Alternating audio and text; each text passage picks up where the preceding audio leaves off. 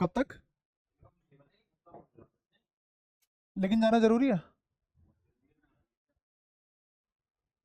जरूरी कैसे? स्कूल में जाना कैसे जरूरी है तुम्हारा? उनको बोल मैं वही पढ़ाई करता हूँ, मेरे से नहीं आया जाता, डिसेबिलिटी है, 3 दिन लंगड़ा रहता हूँ। वो तो शुक्र मनाओ कि दिव्य शक्ति है मेरे पास, 3 दिन महंगा नहीं हो रहा, 6 के 6 दिन छुट्टी होती।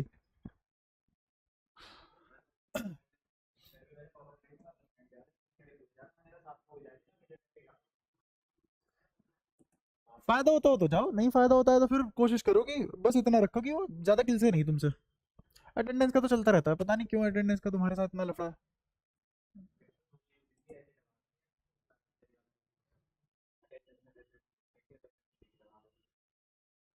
प्रोक्सी वगैरह लगवा लिया करो, लगती नहीं है तुम्हारे स्कूल में प्रोक्सी।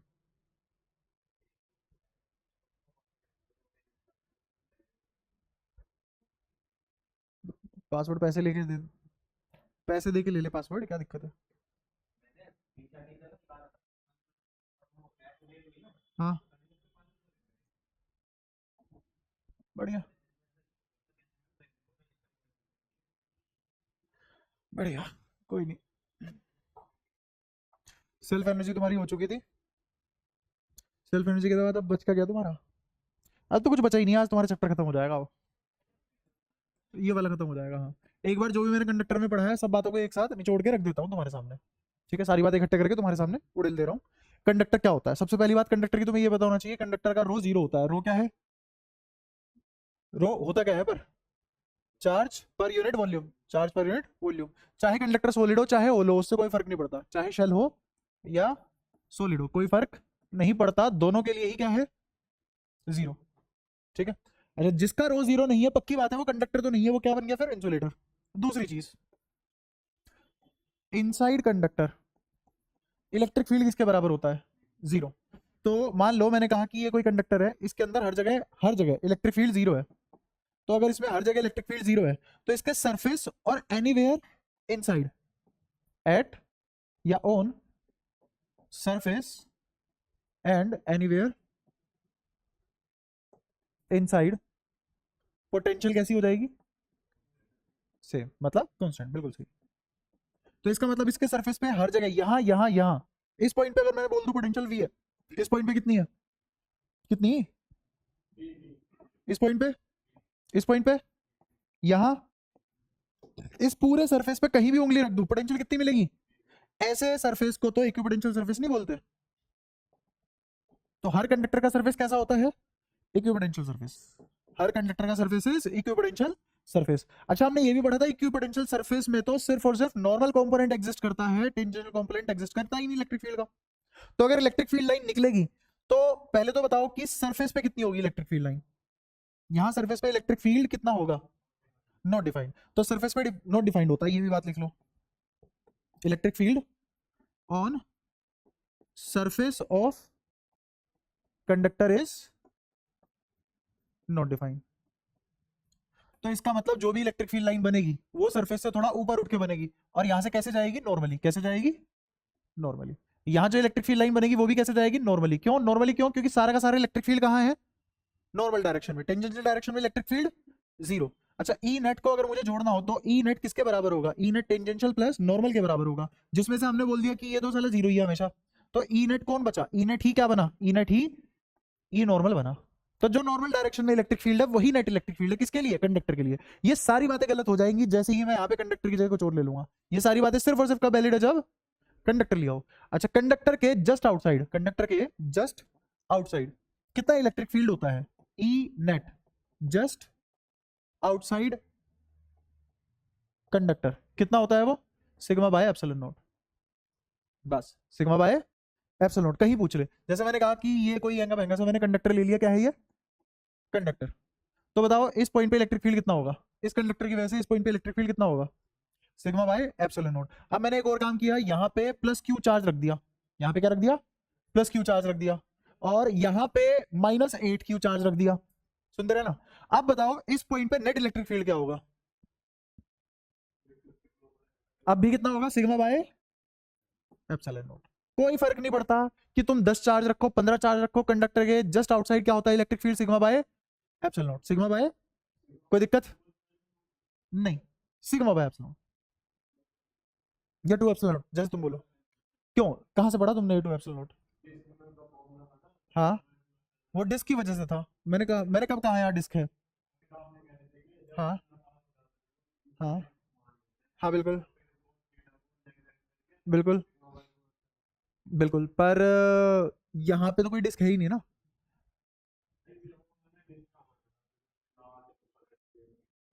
यही होता है, वो डिस्क का था सिर्फ और सिर्फ डिस्क का। किसका था वो? सिर्फ डिस्क। इतनी बात समझ में आती है? सिर्फ और सिर्फ कहाँ था? डिस्क के लिए था वो। ठीक है, उस डिस्क को हमने इनफाइनाइट शीट माना था। क्या माना था? Infinite sheet. अब यहाँ पे कंडक्टर है, ये स्फेरिकल भी हो सकता है, ये हेमिस्फेरिकल भी हो सकता है, ये ऊटपटांग अमीबा की शेप का भी हो सकता है। ऐसी कंडक्टर के लिए हमेशा इलेक्ट्रिक फील्ड कितना रहेगा? सिग्मा बाय एप्सिलॉन नॉट, कोई फर्क नहीं पड़ता। ये रामबाण फॉर्मूला है कंडक्टर के लिए। कुछ बदल जाओ दुनिया में, ये नहीं बदलेगा। ठीक है, अच्छा अगर E net sigma by epsilon not है तो टेंजेंशियल कितना होगा इलेक्ट्रिक फील्ड? तो यही ई नेट क्या बनेगा? नॉर्मल। क्या बनेगा? Normal electric field. और नॉर्मल इलेक्ट्रिक फील्ड मतलब कैसा जाएगा? परपेंडिकुलर। तो यहां भी इलेक्ट्रिक फील्ड कैसा होगा? इस कंडक्टर के जस्ट पीछे वाले सरफेस के परपेंडिकुलर होगा। ये सारी बातें रिलेट होगी? पक्का? कोई भी परेशानी यहां तक? ठीक है बता, कोई दिक्कत हो? पक्का? अच्छा, एक बार जो तू लिखता है ना क्लास में, एक बार चेक करा के जाइए मेरे से, क्योंकि मैं तुझे फिर करेक्ट करूंगा कि हाँ ऐसे ऐसे करना होता है, कहाँ ध्यान फोकस कहाँ ज्यादा रखना होता है। ठीक है अभी तक मैंने 4 पॉइंट बताए, इन चारों पॉइंट में कोई दिक्कत? ठीक है, 5वां पॉइंट, ये भी कोई रैंडम बॉडी ली है मैंने। इस रैंडम बॉडी पे ये कर्व दिख रहा है तुम्हें? ये कर्व, इस कर्व को मानते हुए अगर मैं एक स्फीयर बनाऊं, इस कर्व को, ये किसी किसी स्फीयर का तो पार्ट होगा ना ये कर्व। नमस्ते, ये कर्व किसी स्फीयर का तो पार्ट होगा। दोबारा सुन लो, ये कर्व किसी स्फीयर का तो पार्ट होगा। तो जिस स्फीयर का ये कर्व पार्ट है वो है आर रेडियस। रेडियस कितना है उसका? आर। ऐसी बातें मैंने तुम्हें कहां बताई थी? जब मैंने तुम्हें बताया था रेडियस ऑफ कर्वेचर किसके इंडिपेंडेंट होता है? इंडिपेंडेंट कह रहा हूं, सॉरी, किसके इनवर्सली प्रोपोर्शनल होता है? कर्वेचर के इनवर्सली प्रोपोर्शनल होता है। कर्वेचर बड़ा तो रेडियस ऑफ कर्वेचर छोटा, छोटा। और अगर रेडियस ऑफ कर्वेचर बड़ा हो गया तो कर्वेचर छोटा। अच्छा ये बताओ, ये कर्वेचर बड़ा है कि छोटा है? ये कर्वेचर बड़ा है या छोटा है? छोटा है। दो ही लोग बोल रहे हो बस, ये तो पता ही होगा ना। ये कर्वेचर छोटा है तो रेडियस बड़ा होगा। अच्छा अब इधर आते हैं, यहाँ ये वाला ले लो पॉइंट। तो इस पे तो कर्व का जो स्फीयर बनेगा वो इतना ही बनेगा बस। तो क्या रेडियस छोटा नहीं हो गया? क्यों? क्योंकि कर्वेचर बड़ा है। कर्वेचर बड़ा होने का मतलब तेजी से घूम गया। ठीक है, अब और सुनो, इसको मैं R1 बोल देता हूं, इसको R2 बोल देता हूं, चलेगा? अच्छा, है तो कंडक्टर ही ना, कंडक्टर पे रो तो जीरो होता है, अभी अभी पढ़ा। तो इस पे सिर्फ और सिर्फ क्या एग्जिस्ट करेगा?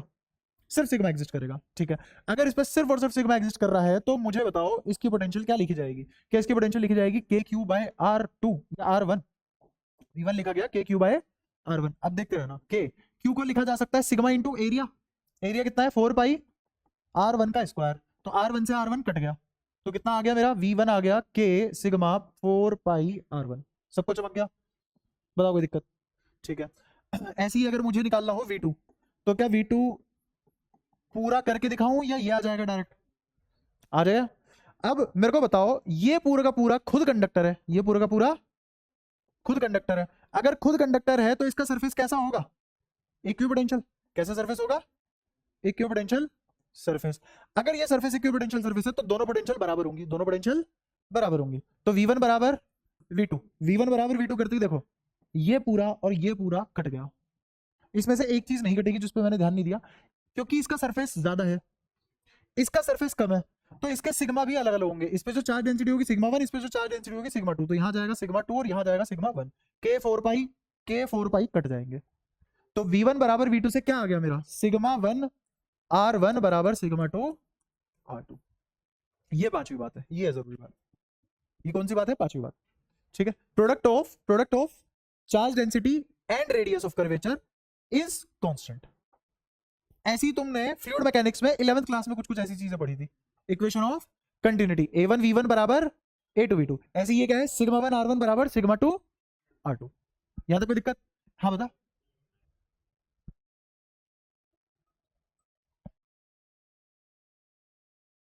ले, तेरे घर से ही है। स्पीकर पे आएगा जो भी आएगा, क्योंकि इसमें वो नहीं है ना हैंड।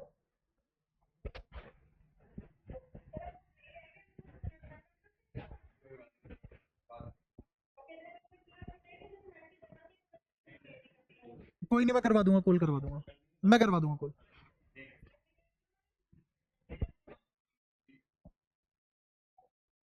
बेचारा पूरा डर का माहौल था कि कुछ ऐसा ना बोल दे मम्मी कि मैं कभी चाह के भी ना आ पाऊं।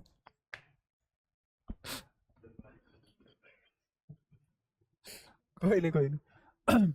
हाँ, यहाँ तक बताओ किसी को कोई दिक्कत? ये बात हमारे पास आ चुकी है, इसका प्रोडक्ट सिग्मा और रेडियस ऑफ कर्वेचर का प्रोडक्ट सेम रहता है हर जगह, है ना। ये जो मैंने प्रूव करवाया गलत है वैसे तो, पर तुम्हारे यहाँ चलेगा, कोई गलत नहीं बताएगा तुम्हारे यहाँ। तुम्हारे यहाँ ये भी नहीं सोचते लोग, बट ये गलत है। कैसे गलत है? क्योंकि मैंने जब इस पे और इस पे पोटेंशियल लिखी तो मैंने इन सभी पॉइंट को इग्नोर कर दिया, देख रहे हो। एक्चुअल में इंडिपेंडेंट पोटेंशियल नहीं है जिनको मैंने इक्वेट करा है। मैंने यहाँ जो V1 निकाला है इस हिस्से पे निकाला है ना V1, तो इस हिस्से पे जो V1 निकाला है वो V1 इस पूरी बॉडी की वजह से इफेक्ट नहीं होगा। तो गलत V1 निकाला, गलत V2 निकाला हमने। ये बात सिर्फ तुम्हें अंदर ही अंदर पता होनी चाहिए, लेकिन ये बात सही है। हाँ, प्रूफ गलत है इसका, है ना। लेकिन अगर तुम ऐसे प्रूफ कर भी दोगे पूरे नंबर आ जाएंगे, इससे भी कोई गलत नहीं करेगा। ठीक है, HC वर्मा वगैरह में गिवन है ये प्रूफ, और उसने भी लिखा हुआ है, खुद लिखा हुआ है कि हाँ ये सवा कोड़ी का प्रूफ नहीं है, गलत है, लेकिन चलता है, काम तो चलता है, क्या दिक्कत है। ठीक है। अब इससे क्या निकल के आएगा? सिग्मा 1 R1 बराबर सिग्मा 2 R2 जो हमने प्रूफ किया है, इससे एक बहुत ही काम की बात निकल के आएगी। वो निकल के आएगी सिग्मा 1, इसको नीचे ले जाऊं तो R2 आ जाएगा, और इसको ऊपर रखूं, इसको नीचे ले जाऊं तो R1 आ जाएगा। या फिर ऐसा कर लो कि इसको बोलो सिग्मा 2 बाय सिग्मा 1 किसके बराबर हो जाएगा? R1 bye R2। तो क्या तुम्हें यहाँ से ऐसा कुछ एक्सप्रेशन फील नहीं आ रही कि मेरी charge density radius of curvature के इनवर्सली प्रोपोर्शनल है? Charge density radius of curvature के इनवर्सली प्रोपोर्शनल है। नहीं आ रही? बता कहाँ दिक्कत है? क्या कट गए? अरे कट क्या गया ये तो बता, क्या कट गया? देखो, अगर सिग्मा 2 डिनोमिनेटर में है तो राइट हैंड साइड पे R2 नीचे है कि नहीं? ये तो बात मानता होगा। ठीक है, ऐसी अगर सिग्मा 1 नीचे है तो R1 ऊपर है, तो यही तो इनवर्स प्रोपोर्शनलिटी होती है। देखो, अगर मैं R1 बढ़ाऊंगा तो मेरे को क्या बढ़ाना पड़ेगा? सिग्मा 2, या उल्टा बोल ले, अगर R1 बढ़ाऊंगा तो सिग्मा 1 घटाना पड़ेगा, यही तो होता है। वो पहली बार ऐसी मैच पढ़ रहे हो। अब यहां से एक बहुत ही काम की चीज पता लगेगी तुम्हें, जिसका नाम होता है कोरोना डिस्चार्ज। कोरोना डिस्चार्ज,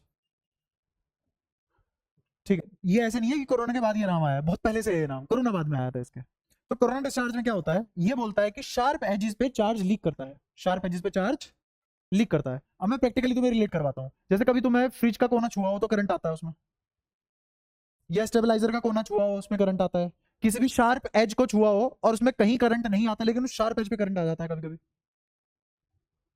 ये होता है, प्रैक्टिकली होता है ये।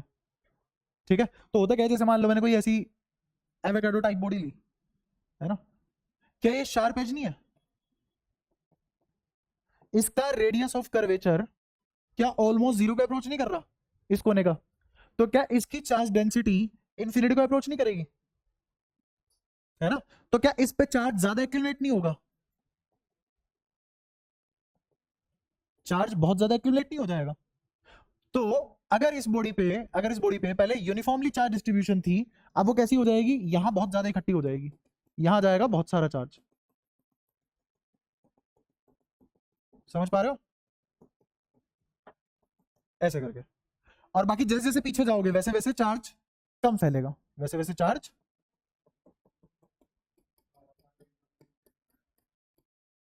हाँ, उसका एक और लॉजिक ये है ना कि इधर जाओगे तो रेडियस ऑफ कर्वेचर बढ़ रहा है, तो चार्ज डेंसिटी घटेगी, तो चार्ज एक्यूमुलेशन कम होगा। तो स्मूथ एज पे चार्ज कम एक्यूमुलेट होता है और शार्प एज पे चार्ज ज्यादा एक्यूमुलेट होता है। समझ आया ये? अच्छा। अब इसका इस बात से क्या लेना देना है? क्योंकि यहाँ पे रेडियस ऑफ कर्वेचर बहुत कम था तो सिग्मा बहुत ज्यादा हो गया। अब ये इतना ज्यादा हो जाता है, इतना ज्यादा हो जाता है कि इस पॉइंट पे पोटेंशियल बहुत ज्यादा हो जाती है, इस पॉइंट पे पोटेंशियल बहुत ज्यादा बढ़ जाती है। भाई पोटेंशियल का फॉर्मूला क्या होता है? के क्यू बाय आर ही तो होता है, और ये चार्ज एक्यूमुलेशन बढ़ गया तो पोटेंशियल भी तो बहुत ज्यादा बढ़ गया, और अगर पोटेंशियल बहुत ज्यादा बढ़ गया तो ये एयर को आयनाइज कर देगा। Ionizes air. और अगर एयर आयनाइज हो गई तो चार्ज को इस कंडक्टर के बाहर भी चलने का रास्ता मिल जाएगा। चार्ज को इस कोने से बाहर स्पेस में चलने का रास्ता मिल जाएगा, जहां जहां से आयंस मिलते रहेंगे। इसका होना और बादल से बिजली का गरजना एक ही फिनोमिना, अलग अलग नहीं है। पोटेंशियल बहुत ज्यादा है। जब पोटेंशियल डिफरेंस बहुत ज्यादा होता है तो चार्ज हायर पोटेंशियल से लोअर पोटेंशियल पे मूव करते हैं। चार्ज हायर पोटेंशियल से लोअर पोटेंशियल मूव करते हैं। पॉजिटिव की बात हो रही है, चार्ज की बात हो रही है। इलेक्ट्रॉन कब बोला मैंने, है ना। अब सुन, इस पॉइंट पे पोटेंशियल कितनी होगी, इस पॉइंट पे होगी मान ले 10⁻⁵ वोल्ट, और बाहर कितनी है 0 वोल्ट। सोच पोटेंशियल डिफरेंस कितना बड़ा जनरेट हो गया। ये इतना बड़ा पोटेंशियल डिफरेंस जनरेट हो गया कि अब इसको ऐसा लगेगा कि भाई कौन सी हवा कौन सा पानी, बिना कंडक्शन के मैं तो दौड़ जाऊंगा। और ये तुम्हें स्पार्क की फॉर्म में दिखाई देगा फिर। ठीक है। वेल्डिंग में भी क्यों वो कोने शार्प होते हैं जिससे करते हैं, या फिर क्यों पतली पतली सीख होती है। ऐसे क्यों नहीं है कि एक सरिया ही लगा दे भाई साहब, वेल्डिंग होती चली जाएगी। वो पतली पतली सीखे क्यों बनाते हैं। चार्ज एक्यूमुलेशन बहुत ज्यादा है, स्पार्क की फॉर्म में दिखता है ये तुम्हें।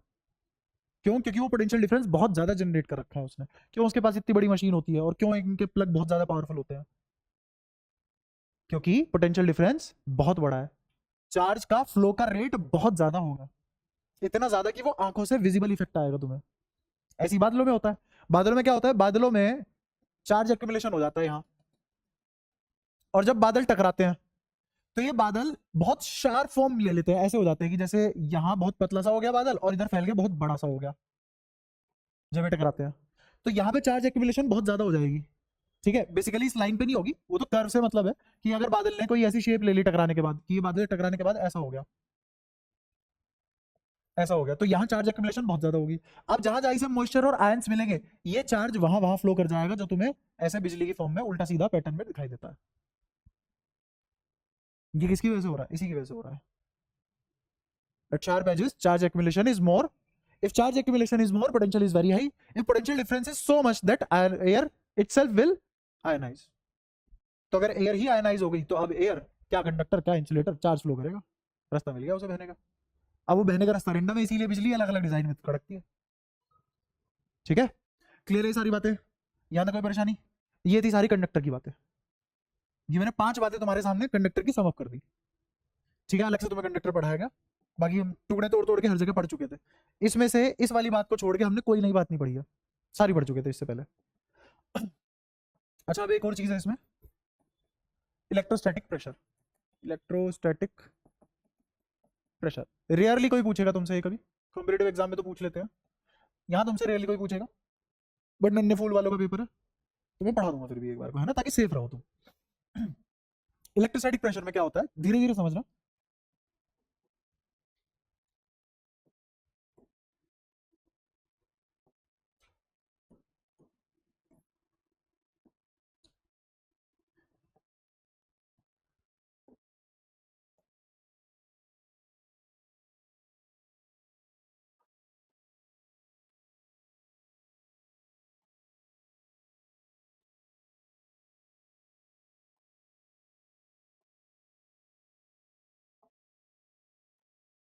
ठीक है, देखो एक मैं ऐसे ही बना लेता हूँ हाथ से।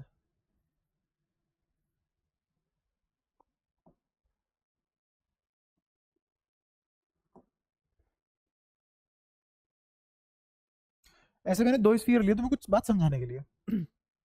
अगर मैं तुमसे पूछूं इस पॉइंट पे इलेक्ट्रिक फील्ड कितना है, इस पॉइंट पे इलेक्ट्रिक फील्ड कितना है, या इस छोटे से डीए पे इलेक्ट्रिक फील्ड कितना होगा। कंडक्टर है, ये जो भी बात होगी किसके लिए होगी, कंडक्टर के लिए। क्या होगा यहाँ पे, नॉट डिफाइन। इसके जस्ट बाहर कितना होगा, इसके जस्ट बाहर कितना होगा, डीए के जस्ट बाहर कितना होगा, सिग्मा बाय एप्सिलॉन नॉट। इसके जस्ट अंदर क्या होगा, 0। कंडक्टर के अंदर हर जगह इलेक्ट्रिक फील्ड 0 होता है। गॉस से भी प्रूव किया हमने, पोटेंशियल से भी प्रूव किया, 2 तरीके से प्रूव कर रखा है। ठीक है, डीए पे नॉट डिफाइंड, क्योंकि at point charge location electric field is not defined. और जस्ट बाहर कितना होगा, सिग्मा बाय एप्सिलॉन नॉट। ये कैसे पता सिग्मा बाय एप्सिलॉन नॉट, ये यहां से पता, अभी पढ़ा है तुम्हें, ये रहा। कंडक्टर के जस्ट बाहर कितना होता है electric field, sigma by epsilon not.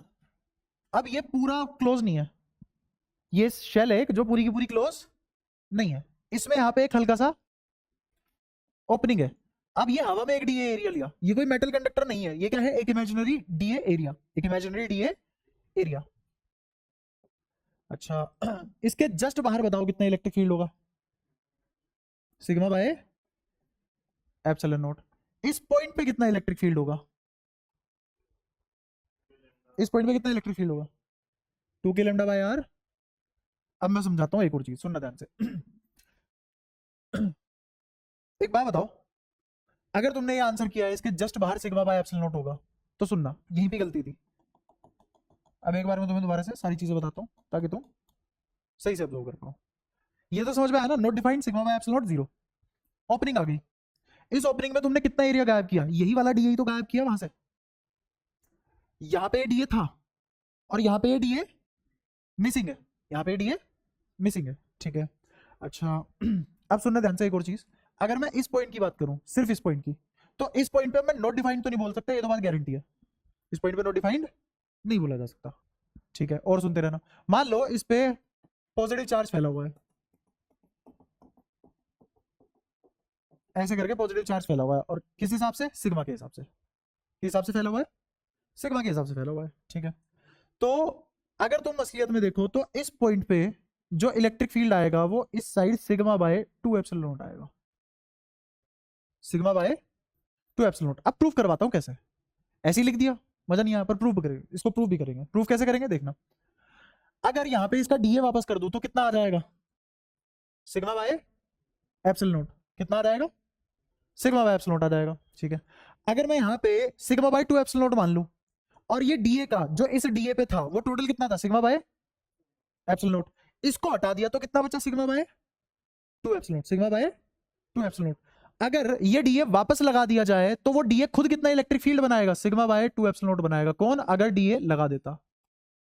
इसका मतलब इन दोनों को जोड़ के ही क्या आया होगा, सिग्मा बाय एप्सिलॉन नॉट आया होगा। हाँ अब और मजा आएगा तुम्हें, थोड़ा अंदर चलो इसके। अब मैं पूछता हूँ यहाँ अंदर बताओ कितना इलेक्ट्रिक फील्ड होगा, यहाँ अंदर कितना था इलेक्ट्रिक फील्ड, 0। यहाँ अंदर इलेक्ट्रिक फील्ड कितना आएगा, अब सुनना ध्यान से सुनना, इसमें जो अंदर इलेक्ट्रिक फील्ड आएगा वो भी कितना आएगा, सिग्मा बाय 2 एप्सिलॉन नॉट, कितना आएगा, सिग्मा बाय 2 एप्सिलॉन नॉट। अगर मैं इसको क्लोज कर दूं, अगर मैं इसको क्लोज कर दूं, तो इस डीए की वजह से, इस डीए की वजह से क्या इधर आएगा इलेक्ट्रिक फील्ड, और वो कितना होगा, सिग्मा बाय, क्या फिर से कैंसिल आउट नहीं हो गया, तो अगर मैं इस डीए को वापस लगा दूं, क्या यहाँ तीनों के इलेक्ट्रिक फील्ड वाले पॉइंट जस्टिफाई हो रहे हैं, बाहर वाला कितना आना चाहिए, सिग्मा बाय, इस डीए की वजह से बाहर वाले पॉइंट पे, पी पॉइंट पे इलेक्ट्रिक फील्ड कितना, सिग्मा बाय 2 एप्सिलॉन नॉट, बाहर की तरफ, बाहर की तरफ दिख रहा है, और इस पूरे बचे हुए हिस्से की वजह से भी कितना, सिग्मा बाय 2 एप्सिलॉन नॉट, ठीक है। अब तुम्हारे दिमाग में थोड़ी सी बात बैठी है, मैं इसको दोबारा एक्सप्लेन करता हूँ प्रूफ के साथ, जो जो पूछूंगा बस वो बता देना, बाकी मेरे को छोड़ दो।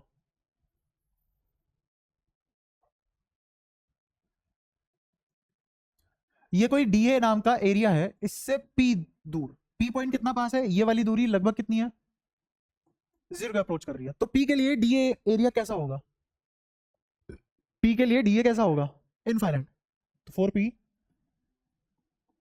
डीए इज इनफाइनाइट, तो ये कैसे एक्ट करेगा, act as infinite charged sheet, infinite charged sheet, इसमें कोई दिक्कत, ठीक है।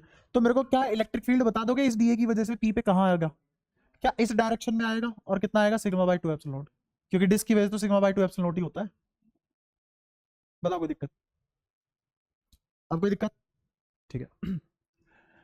बाहर अगर ये पूरा क्लोज होता, अगर ये पूरा क्लोज होता, तो बाहर इलेक्ट्रिक फील्ड कितना होता, sigma bye 2 epsilon not, sorry sigma by epsilon not, ठीक है। लेकिन अगर मैं ये वाला एरिया हटा दूं, ये वाला एरिया यहां से हटा दूं, तो इस डीए की वजह से कितना बन रहा था, तो इसमें से क्या हट जाएगा,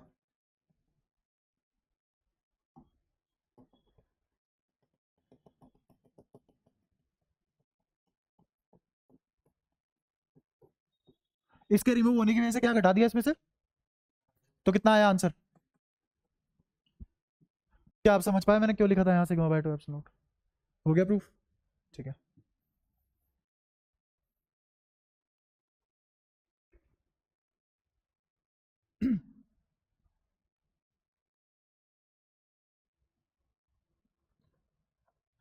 तो बताओ इस पॉइंट पे इलेक्ट्रिक फील्ड, इस पॉइंट पे ए पॉइंट है ई ए, कितना होगा सिग्मा बाय 2 एप्सिलॉन नॉट।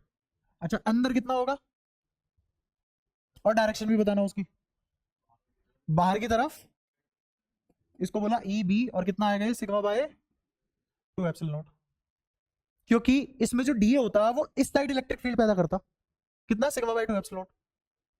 कोई दिक्कत, तो उसके हिसाब से क्या बचा रहेगा, सिग्मा बाय 2 एप्सिलॉन नॉट उस साइड बचा रहेगा। अच्छा इस वाले पॉइंट पे कितना होगा, और इस वाले पॉइंट पे कितना होगा, ये वाला पॉइंट अब इनसाइड आउटसाइड थोड़ी ना बचा है कुछ, यहां पे भी इलेक्ट्रिक फील्ड कितना होगा सिग्मा बाय,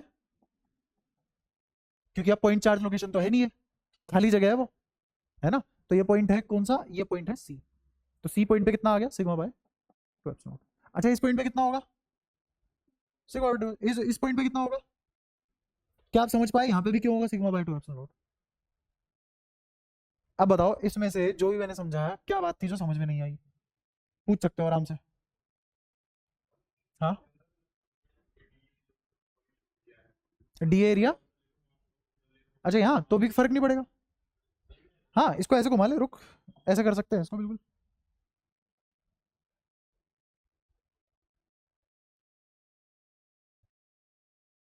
ले क्या फर्क पड़ा, हो गया। हाँ अच्छा एक और खोल दे यहाँ पे, अच्छा इस अब इसकी वजह से यहाँ, इसकी वजह से इस आधे की वजह से यहाँ ना, हाँ तो यहाँ पे भी कितना आएगा अब सिग्मा बाय 2 एप्सिलॉन नॉट आएगा।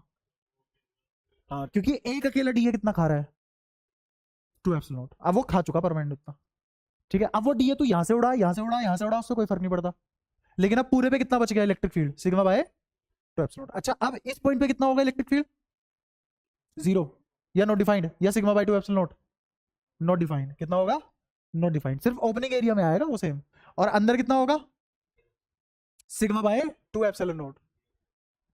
हाँ क्योंकि डीए ने खेल खेल दिया यहाँ पे, अगर एक बार और ओपन कर दे यहाँ से, नहीं फिर ये एक अलग आर्क बन जाएगी पूरी। अब ये कितनी बॉडीज है तुम्हारे पास, 2 बॉडी और 2 गैप, ठीक है। तुमसे यही बहुत रेयर पूछा जाएगा, 2 बॉडी 2 गैप तो बाद में देगा वो सपने में, ठीक है। तो इसीलिए अगर तुमने यहाँ पे एक जगह और छेद कर दिया, अब ये स्फीयर नहीं बचा, अब ये स्फीयर में होल नहीं बचा, अब ये क्या हो गया, एक अलग बाउल है और ऊपर एक अलग बाउल है, उन 2 बाउल की वजह से अब चीजें आएंगी, अब सिचुएशन एंटायरली डिफर हो जाएगी, ठीक है।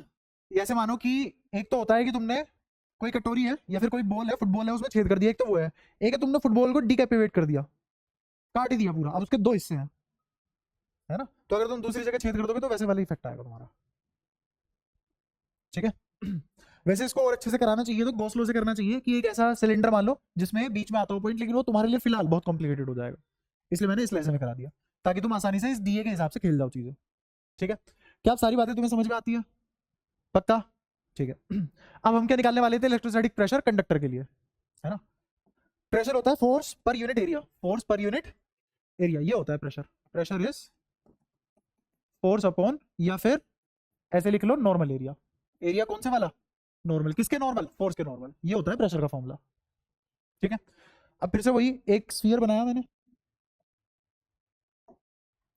इस छोटे से डीए पैच, इस छोटे से डीए पैच पे अगर मैं इलेक्ट्रिक फील्ड निकालूं तो कितना आएगा, नॉट डिफाइंड, कितना आएगा नॉट डिफाइंड। अच्छा इस पे तो नॉट डिफाइंड आएगा, बट इस पूरे स्फीयर की वजह से इस डीए पे क्या इलेक्ट्रिक फील्ड आएगा, समझो सवाल क्या पूछना चाह रहा हूं मैं, मैंने अपना सवाल क्या पूछा है कि बाकी बचे हुए स्फीयर की वजह से डीए पे क्या इलेक्ट्रिक फील्ड लगेगा, सिग्मा बाय 2 एप्सिलॉन नॉट। कोई दिक्कत, या तो कोई परेशानी, ठीक है। तो सिग्मा बाय 2 एप्सिलॉन नॉट, ये क्या है इलेक्ट्रिक फील्ड, किस पे, डीए पे, किसकी वजह से, पूरे स्फीयर की वजह से। अब समझना बात यहाँ पे थोड़ी सी कॉम्प्लेक्स इसलिए हो जाती है क्योंकि डीए पे तो इलेक्ट्रिक फील्ड नॉट डिफाइंड है, डीए पे इलेक्ट्रिक फील्ड नॉट डिफाइंड, और अभी अभी हम क्या बोल रहे हैं, डीए पे सिग्मा बाय 2 एप्सिलॉन नॉट का इलेक्ट्रिक फील्ड लग रहा है। अब मैं अपनी बात को करेक्ट करता हूँ और तुम्हें भी करेक्ट करता हूँ, आगे से यही याद रखना, और डीए पे electric field sorry not defined है तो है, कोई नहीं बदल सकता उसे, क्योंकि अभी मैंने वो काट के अलग नहीं किया, डीए काट के अलग, तो अभी भी क्या है डीए पे electric field no defined. But अब मैं पता है क्या निकालने जा रहा हूँ, अब मैं निकालने जा रहा हूँ कि अगर ये डीए ना होता तो इस जगह पे इलेक्ट्रिक फील्ड आता सिग्मा बाय, आता ना, जी इलेक्ट्रिक फील्ड आता है इस पे। अच्छा फोर्स का एक फॉर्मूला होता है क्यू ई, फोर्स का एक फॉर्मूला होता है क्यू ई। सुनना ध्यान से, अब ये जो इलेक्ट्रिक फील्ड है किसका इलेक्ट्रिक फील्ड है ये बताओ। फोर्स के फॉर्मूले में जो F बराबर क्यू ई होता है उसमें इलेक्ट्रिक फील्ड किसकी वजह से आता है, कौन सा चार्ज, दुनिया में सभी चार्ज, बस इस वाले के ऊपर छोड़ दो। ये बात मैंने वहां भी पढ़ाई थी, अब दोबारा फिर पढ़ा रहा हूँ क्योंकि बहुत टाइम हो गया पढ़ाए हुए, तो तुम्हारी आदत है बोलने की। पढ़ो दोबारा सब। बताओ Q2 ने Q1 पे क्या इलेक्ट्रिक फील्ड लगाया, कितना लगाया। अच्छा और फोर्स कितना लगाया, force on one due to two, कितना लगाया। ऐसे बोल दो ना इलेक्ट्रिक फील्ड के टर्म्स में, E इंटू कौन सा चार्ज के साथ मल्टीप्लाई करूं। मैंने तुम्हें कभी पढ़ाया, तुम अपना सर पकड़ के खुद को उठा नहीं सकते हवा में, पढ़ा है। कोई भी बॉडी खुद पे फोर्स लगा सकती है, Q1 खुद ही पे फोर्स लगा रहा है। अरे Q1 पे किसका इलेक्ट्रिक फील्ड फोर्स लगाएगा, Q2 का इलेक्ट्रिक फील्ड Q1 पे फोर्स लगाएगा। तो यहां क्या लिखा जाएगा, क्या लिखा जाएगा, इलेक्ट्रिक फील्ड किसका, Q2 का, किस पे लगा, Q1 पे लगा, फोर्स आया किस पे, Q1 पे, किसकी वजह से, हुई कहानी कंप्लीट। तो जो इलेक्ट्रिक फील्ड की बगल में जो चार्ज लिखा होता है ना उस पे लग रहा होता है, किसकी वजह से, बाकी सबकी वजह से। ये बात पल्ले पड़ी क्या, नहीं बताई थी वहां पे भी इसी लहजे में बताई थी। इधर आ जाओ। बताओ ये चार्ज कौन सा चार्ज है जिसपे इलेक्ट्रिक फील्ड लग रहा है, जिसपे इलेक्ट्रिक फील्ड लग रहा है। इस इलेक्ट्रिक फील्ड में इस चार्ज का कोई इंक्लूजन नहीं है किसी भी तरीके से। आ जाओ अब इधर, ये इलेक्ट्रिक फील्ड किसकी वजह से है, इस पूरे की वजह से, समझे। अच्छा इस डीए पे अगर मुझे चार्ज निकालना हो तो इस डीए पे चार्ज कैसे निकालते हैं, शाबाश। तो क्या क्यू आ गया, क्या आ गया, क्यू किस पे, ऑन डीए पे, ऑन डीए। समझो अब अगर मैं इसकी मल्टीप्लाई कर दूं सिग्मा डीए के साथ तो क्या ये ऐसे नहीं लिखा हुआ,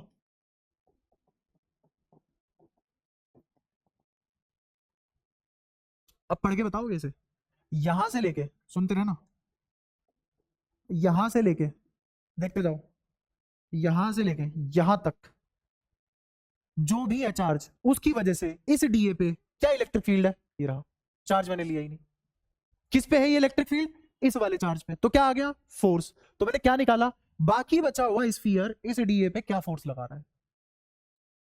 ये समझना इसलिए थोड़ा मुश्किल होता है, इसलिए इतना अटपटा टॉपिक है क्योंकि इलेक्ट्रिक फील्ड जहां नॉट डिफाइंड है वहां फोर्स निकाल लिया हमने। अब इसके लिए कोई किताबी ज्ञान नहीं चाहिए, इसके लिए बस आईक्यू चाहिए समझने का। क्या समझ पाए, F बराबर क्यू ई में क्या करा हमने, फोर्स निकाल लिया किस पे, डीए पे, किसकी वजह से, बाकी बचे स्फीयर की वजह से। समझे सब, पक्का। और ये कैसा फोर्स है, छोटा सा फोर्स है, कैसा फोर्स है, छोटा सा फोर्स है। क्यों, क्योंकि तुमने छोटे से एरिया पे निकाला है, पूरे स्फीयर पे थोड़ी निकाला है, तो छोटे से एरिया पे क्या आएगा, छोटा सा फोर्स। बताओ कोई दिक्कत, सारी बातें क्लियर है, ठीक है। तो मेरे को बताओ डीएफ क्या निकल गया तुम्हारा, डीएफ निकल गया sigma square dA by 2 epsilon naught. यहां से क्या मैं लिख सकता हूं, डीएफ अपॉन डीए बराबर sigma square by 2 epsilon naught. क्या ये फोर्स है, क्या ये एरिया वेक्टर है परपेंडिकुलर किसके, फोर्स के, ठीक है। तो अब ये फॉर्मूला देखो, दिख रहा है, क्या बोल सकता हूं इस चीज को, हमने इलेक्ट्रोस्टैटिक प्रेशर निकाल लिया।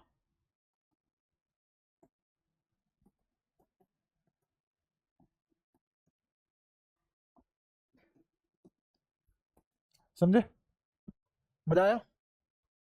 ऐसे इलेक्ट्रोस्टैटिक प्रेशर भी निकाला जा सकता है। अच्छा अब इलेक्ट्रोस्टैटिक प्रेशर अगर तुम्हें समझ में आ गया तो एक और बात करते हैं, सिग्मा बाय एप्सिलॉन नॉट का तुम प्रूफ वहीं से ही कर पाओगे, गोस थ्योरम से कर पाओगे, एक सिलेंड्रिकल शेप मानोगे वही गड्ढा करके एक स्फीयर में, वो अभी तुम नहीं समझ पाओगे, या फिर समझोगे तो बहुत टाइम ले जाओगे।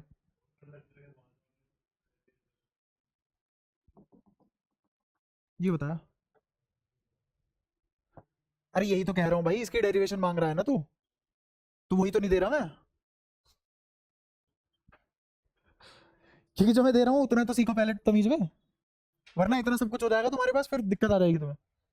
और टेंशन मत लो, ये बहुत रेयर है, 100 में से पॉइंट एक चांस से पूछ ले। अच्छा अब एक और चीज पे आते हैं जिसका नाम है अर्थिंग। सुना है जीवन काल में कभी अर्थिंग क्या वाला है? सुना है, ठीक है। क्या होता है अर्थिंग, चलो बताओ। सुना तो हो गई ना, जो मन में है वो बताओ। बहुत आसान सी चीज है अर्थिंग, मतलब किसी भी चीज को लोहे से, कंडक्टिंग मटेरियल से जमीन में जोड़ देना। किसी भी चीज को जमीन से जोड़ देना by the attachment of any conductor. ठीक है, होता क्या है इससे? करंट कहां चला जाता है? ग्राउंड में चला जाता है। ठीक, अब तक जो तुम्हें पता था ठीक है, ऊपर ऊपर से कहानी बदली। कुछ लोगों को ये पता होता है कि अर्थिंग का मतलब होता है कि पोटेंशियल बराबर हो जाना। अर्थिंग का क्या मतलब होता है? पोटेंशियल बराबर हो जाना। ऐसा नहीं होता है, गलत है। अगर किसी के दिमाग में हो, क्योंकि ज्यादातर जो होशियार बच्चा होता है उसके दिमाग में बैठा हुआ होता है, ये गलत चीज बैठी होती है कि अर्थिंग का मतलब क्या है? पोटेंशियल का बराबर हो जाना। ऐसा कुछ भी नहीं होता। हाँ, वही मैं बता रहा हूँ। अगर तुम्हें कोई मिले कि हाँ भी ठीक है पोटेंशियल बराबर है, मैं यही तुम्हारे दिमाग से निकालना चाहता हूँ। कभी फ्यूचर में पढ़ो ये लाइन कि पोटेंशियल का बराबर होना इज अर्थिंग। अर्थिंग क्यों करते हैं? ताकि दोनों की पोटेंशियल बराबर हो जाए। ऐसा कुछ भी नहीं है। अर्थिंग का सिर्फ एक ही मतलब है, final potential of anything must be zero. ये है अर्थिंग, और कोई मतलब नहीं है अर्थिंग का। ठीक है, हम क्या करते हैं, अर्थ को एक बड़ा सा कंडक्टर मान लेते हैं। अर्थ को एक बड़ा सा कंडक्टर मान लेते हैं, जिसको बोल देते हैं कि भाई साहब ये तो न्यूट्रल है। अर्थ को क्या बोल देते हैं? न्यूट्रल। मतलब इसके पास कोई चार्ज नहीं है। न्यूट्रल मतलब इसके पास इमेंस चार्ज है, लेकिन जितना नेगेटिव है उतना ही पॉजिटिव है। ठीक है, और ये न्यूट्रल ही रहेगी, ये न्यूट्रल ही रहेगी। जैसे मान लो मैंने कहा कि इस पे अर्थ पे 10⁵55 इलेक्ट्रॉन है। ये नॉर्मल नंबर कतई भी नहीं है। ये इतना बड़ा नंबर है कि पूरी इंसान जात को जब से यूनिवर्स बना है तब से अगर गिनना चालू करे, और वो भी फुल स्पीड में, और जब तक यूनिवर्स खत्म होगा तब तक गिनना चालू रखें, तब तक ये गिन नहीं पाएंगे मुंह से ये नंबर। मान लो इतने इलेक्ट्रॉन है इसमें, तो नेगेटिव चार्ज कितना है? इतना ही। अच्छा, इतने ही इस पे क्या होंगे? ठीक है, अब इसमें मान लो 1 करोड़ इलेक्ट्रॉन फालतू आ गए। 1 करोड़ इलेक्ट्रॉन फालतू आ गए। इस नंबर पे कोई फर्क पड़ेगा? इस नंबर पे कोई फर्क पड़ेगा क्या? तो इसके पास क्या चार्ज आया? नेग्लिजिबल। स्टिल कैसी रही? न्यूट्रल। समझ आया? और किसी भी स्फीयर पे पोटेंशियल निकालने का फॉर्मूला क्या होता है? के क्यू बाय आर। तुमने यही खत्म कर रखा है। ये क्या है? Q net. कहां पे? अर्थ पे। कितना? जीरो, क्योंकि न्यूट्रल माना हुआ है। तो क्या आ जाएगी? पोटेंशियल भी जीरो। अभी मैंने क्या प्रूव किया है कि अर्थ पे पोटेंशियल क्या मान के चलते हैं हम? जीरो। अर्थ पे और इन्फिनिटी पे दो जगह पोटेंशियल का रेफरेंस जीरो लेके चलते हैं। कहां कहां? अर्थ पे और इन्फिनिटी पे दो जगह पोटेंशियल का रेफरेंस जीरो लेके चलते हैं। लेकिन दोनों रेफरेंस एक साथ नहीं ले सकते। एक सिचुएशन में या तो तुम अर्थ को जीरो मानो या इन्फिनिटी को जीरो मानो, दोनों को एक साथ कभी नहीं ले सकते। इसलिए कभी भी तुमने जिंदगी में सवाल ना देखा होगा ना देखोगे जिसमें दोनों एक साथ आ जाए। दोनों कभी एक साथ नहीं आ सकते, इन्फिनिटी और एक साथ नहीं आएंगे। अच्छा अब आते हैं कि अर्थिंग का मतलब वी फाइनल जीरो से क्या तात्पर्य था। हमने ये तो समझ में आ गया कि हमारे की अर्थ का क्या हिसाब है। हाँ, ऐसे ही कुछ कुछ मानो। अब मैं तुम्हें आगे बढ़ने से पहले एक सवाल पूछता हूँ। सवाल यह है कि मेरे पास दो लोहे की ईंट है। एक है मान लो 1300 डिग्री सेंटीग्रेड पे, और एक है मान लो 20 डिग्री सेंटीग्रेड पे। ठीक है, तो बताओ हीट कहां से कहां फ्लो करेगी? मेटल ए से मेटल बी या मेटल बी से मेटल ए? तो मेटल ए का टेम्परेचर बढ़ेगा कि घटेगा? और इसका टेम्परेचर बढ़ेगा। क्लियर है? ठीक है, एक और एग्जांपल लेता हूं। मेरे पास एक फर्नेंस है। फर्नेंस समझते हो? नहीं बताओ, बता देना। फर्नेंस मतलब नहीं पता? भट्टी। भट्टी वो देखें जिसमें ईंट फेंक देते हैं, भट्टी। मिट्टी की ईंट बनती है, फिर उसको भट्टे पे फेंक देते हैं। तुम्हें ऐसे नहीं पता होगा? अरे जिनको उधारी पे पैसे देके ब्याज खाते हैं, तो फर्नेंस होती है भट्टी। भट्टी का टेम्परेचर है 100 डिग्री। भट्टी का टेम्परेचर 100 डिग्री है। ठीक है, तुमने इसमें भट्टी में कुछ फेंक दिया, मान लो ईंट ही फेंक दी, तो उस ईंट का टेम्परेचर कितना हो जाएगा? कितना हो जाएगा? 100। क्या ईंट का टेम्परेचर बढ़ा? हाँ, ईंट का टेम्परेचर या जो भी तुम फेंक रहे हो उसका टेम्परेचर बढ़ा। लेकिन फर्नेंस का टेम्परेचर बढ़ा क्या? नहीं। क्या घटा क्या? नहीं। तो फर्नेंस का टेम्परेचर ऊपर नीचे नहीं होगा, सिर्फ और सिर्फ ये एडजस्ट करेगा किसके टेम्परेचर को? फर्नेंस को। लेकिन यहां पे टेम्परेचर घट और बढ़ रहा था। ये क्लियर है? अब इसी एग्जांपल को ऐसे सीखो। ये 10 वोल्ट का स्फीयर है, ये 4 वोल्ट का स्फीयर है। बताओ चार्ज कहां से कहां फ्लो करेगा? चार्ज यहां से यहां फ्लो करेगा। ठीक है, अच्छा तो इस पे चार्ज घटेगा कि बढ़ेगा? और इस पे चार्ज कब तक? टिल V10 बराबर। कोई दिक्कत? अच्छा अब ऐसे ही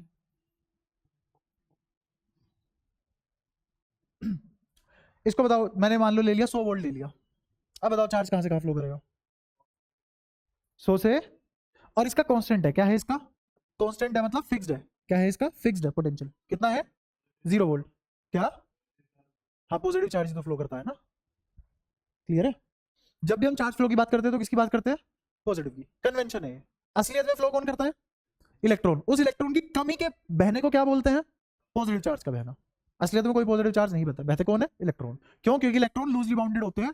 इलेक्ट्रॉन की बाइंडिंग एनर्जी को तुम -13.6 वोल्ट की एनर्जी देके फ्री करवा सकते हो, प्रोटॉन को फ्री नहीं करवा सकते हो। क्यों? क्योंकि वो कहाँ होता है? न्यूक्लियस के अंदर। कौन से फोर्स लगते हैं उस पर? न्यूक्लियर फोर्स, है ना? इलेक्ट्रोमैग्नेटिज्म फोर्स के अब बाजार में दम नहीं है, वहां से एक फोटोन निकाल ले, क्या तो वापस खत्म हो जाएगा वो। प्रोटॉन बाहर एग्जिस्ट नहीं करता, मिली सेकंड में जिंदगी होती है उसकी, ठीक है? एटम का न्यूक्लियस ब्रेक करना बहुत मुश्किल बात है, क्योंकि एटम का न्यूक्लियस ब्रेक करने का मतलब है तुमने नया एलिमेंट बना दिया, तुमने कार्बन से हाइड्रोजन बना दिया, लिथियम बना दिया, नाइट्रोजन बना दिया, ऑक्सीजन बना दिया, ये सब कार्बन से बना दिया। तो न्यूक्लियस का चेंज होने का मतलब है एलिमेंट का चेंज होना, वहीं पे इलेक्ट्रॉन का चेंज होने का मतलब है आयन फॉर्मेशन होना, एलिमेंट वही रहता है। तो इसीलिए कौन फ्लो कर सकता है? इलेक्ट्रॉन। बट हमारी जगह क्या मानते हैं, क्या फ्लो करता है? तो ये थीम कहां से आई हमारे पास? हमने कहा कि ठीक है 10 इलेक्ट्रॉन इधर आ गए, तो इस पर 10 इलेक्ट्रॉन की कमी आ गई ना, तो इस पे 10 +10 चार्ज आ गया, +10। तो क्यों ना मैं ऐसा इन सब बातों को छोड़ के मैं ये मान लूं उधर से 10 फोटोन इधर आ गए, बात तो वही पड़ी, इमेजिनेशन तो वही रही। तो इस करके मानते हैं हम। अब आया समझ? अब आगे तो नहीं पूछेगा कभी भी इलेक्ट्रॉन या प्रोटॉन, पक्का? ठीक है। ये 100 वोल्ट है, ये 0 वोल्ट है, कहां से कहां चार्ज फ्लो करेगा? 0 वाले से, सॉरी 100 वाले से 0 वाले पे, कब तक? ये ए है, ये बी है, तब तक जब तक वी ए 0 ना हो जाए, टिल वी ए 0। कौन सा एग्जांपल? ये रहा, ये फिक्स है, 0 ही रहेगी, ये फिक्स है। और चार्ज कब तक फ्लो करेगा? जब तक दोनों सेम ना हो जाए। चार्ज कब तक फ्लो करेगा? जब तक दोनों सेम ना हो जाए। और सेम कब होंगे? ये तो बदल नहीं सकता, तो इसको क्या होना पड़ेगा? 0। अरे तभी तो बराबर होंगी पोटेंशियल। इसकी पोटेंशियल क्या है, मुंह से बोलो। और इसकी पोटेंशियल कितनी है? 100 वोल्ट। 100 वोल्ट नहीं बोला जा रहा मुंह से। चार्ज कहां से कहां फ्लो करेगा? कब तक? पोटेंशियल बराबर ना हो जाए। 0 नहीं बदल सकता, तो कौन बदलेगा? 100। कब तक बदलेगा? जब तक खुद क्या ना हो जाए, 0 हो जाए, क्योंकि ऑप्शन ही वही है। अब आया समझ में? क्या बिल्कुल यही एग्जांपल नहीं है? कोई फर्क नहीं है। जैसे यहाँ पे टेम्परेचर डिफरेंस से हीट फ्लो करती है, यहाँ पोटेंशियल डिफरेंस से चार्ज फ्लो करता है। कोई दिक्कत? अब तुम कोई ऐसे बॉडी का नाम जानते हो जिसकी पोटेंशियल साले 0 ही रहती है? कुछ ही कर लो। अर्थ। अब मतलब समझे अर्थिंग का कि वी फाइनल 0 क्यों है? अर्थिंग का सिर्फ एक ही मतलब है, 10 किताब पढ़ लो, 15 किताब पढ़ लो, 40 किताब पढ़ लो, मतलब एक ही अर्थिंग का। वो क्या है? और वी फाइनल क्या हो जाता है? जिस बॉडी से भी अर्थ को कनेक्ट करोगे उसका वी फाइनल कितना हो जाएगा? 0। खेल खत्म। क्लियर हुई बात? अर्थिंग समझ में आती है? ठीक है। अब तुम्हारा पढ़ाई छोड़ने का मन कर रहा हो, साला अर्थिंग में भी इतनी बातें हैं, ये तो गलत बात है। कौन? ये तो बताया ना मैंने फिक्स कैसे रहता है। तुम कितना ही चार्ज प्रोवाइड कर दोगे अर्थ को, इसके सामने तो ना के बराबर ही है ना। जैसे मान ले तेरे पास 10 करोड़ है, कोई गरीब तुझे 54 नहीं देगा, ले मेरी तरफ से भी थोड़ा और अमीर हो जा, क्या फर्क पड़ेगा तेरी मेरी पे? वही बात है। ठीक है, पैसे से आता है समझ में? पैसा और जान, ये दो डाल दो बंदे के ऊपर, अपने आप समझ में आएगा। यहाँ तक बताओ कोई भी परेशानी हो तुम्हें? अर्थिंग क्लियर होगी? ठीक है। अब अर्थिंग में और भी बातें हैं, वो भी देखो।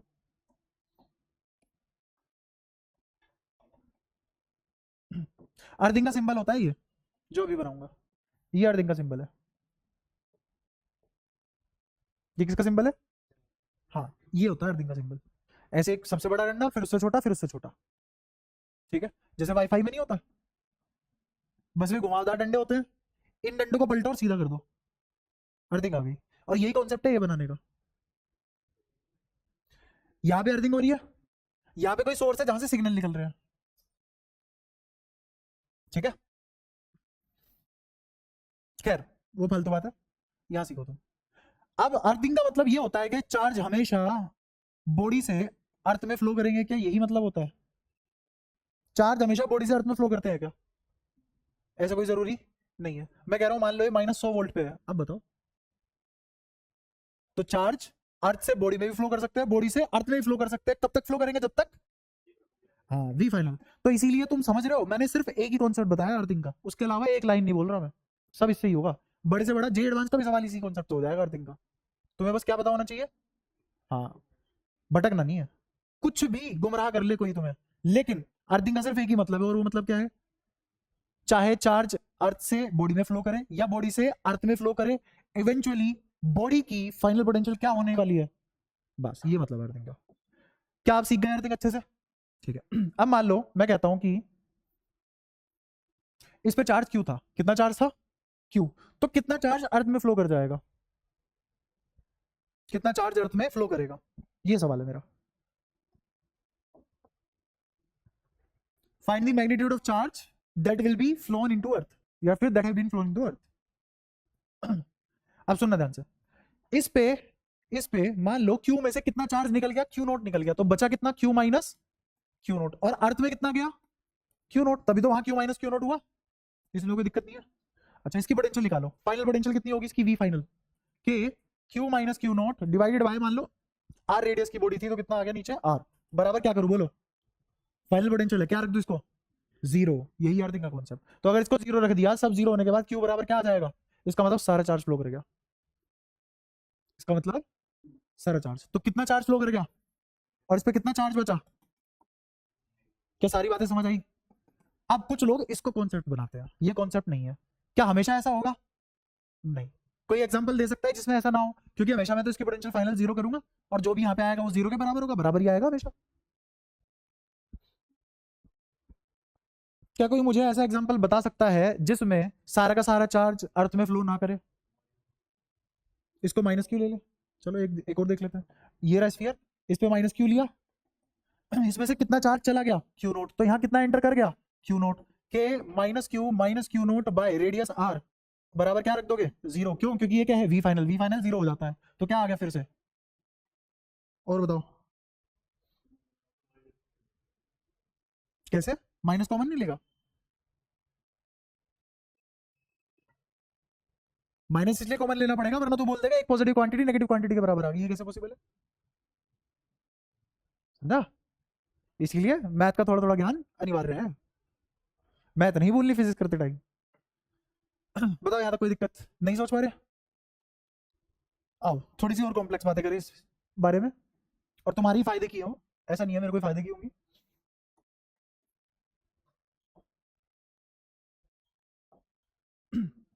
इसके बिल्कुल सेंटर पे मैंने चार्ज रख दिया -q/2, और बाहर इस पे चार्ज है q, प्लस का q, और अब इसको कर दिया अर्थ, अब इसको अर्थ कर दिया, ठीक है। अब हम देखेंगे कितना चार्ज आएगा। ये -q/2 है, यहां से कितना चार्ज गया, और यहां कितना एंटर कर गया, ठीक है। इसको निकालने के लिए अब क्या करेंगे, वी फाइनल जीरो करने का मतलब क्या लिखेंगे, के, इस चार्ज की वजह से इस स्फीयर पे क्या पोटेंशियल आएगी, 2r, r रेडियस 2r नहीं आ रहा है, तो शैली रख ली पूरी की पूरी, अच्छा हाँ 2, ठीक है वो ठीक है, तो कितनी आएगी पोटेंशियल यहां से, -k/q/2 r, कोई दिक्कत? अच्छा, और इसकी वजह से potential k q - q0 by बराबर जीरो, कोई दिक्कत? ठीक है। अब इसमें से जो जो कॉमन आ रहा है उठा के फेंक दो उधर, k बाय r तो कॉमन गया उधर, तो बचा क्या यहाँ पे, -q/2 प्लस q -q0 बराबर जीरो, इन दोनों को ऐड करोगे कितना आ जाएगा, q/2 -q0 बराबर जीरो, तो q0 बराबर क्या आ गया, q/, अब कितना चार्ज फ्लो करा है, इस पे फाइनली कितना चार्ज बचा, कितना बचा, q/2, और ये q0 भी कितना आया, और ये -q/2 ऐसे रखा हुआ था, क्या सारा चार्ज फ्लो कर गया अब, नहीं, सारा चार्ज कहाँ फ्लो करा है, ये पूरा का पूरा क्यों फ्लो कर गया, क्या नहीं, कितना चार्ज फ्लो करा है, सिर्फ आधा, तो ये कोई कॉन्सेप्ट नहीं है कि सारा का सारा चार्ज फ्लो कर जाता है अर्थिंग में। ओवरऑल बॉडी न्यूट्रल, कौन सी बॉडी, किसकी बात कर रहा है, इस स्फीयर की जो बाद में बचेगी, हाँ मजबूरी है, मजबूरी है, बिल्कुल। अब मैं हर बार ऐसे नहीं निकालूंगा, अब मैं तुम्हें एक और कॉन्सेप्ट दूंगा, वो कॉन्सेप्ट है फ्री चार्ज और बाउंड चार्ज, फ्री चार्ज और बाउंड चार्ज, मैं यही सिनेरियो ले रहा हूं और इसको डिफरेंट फ्लेवर के साथ बताऊंगा।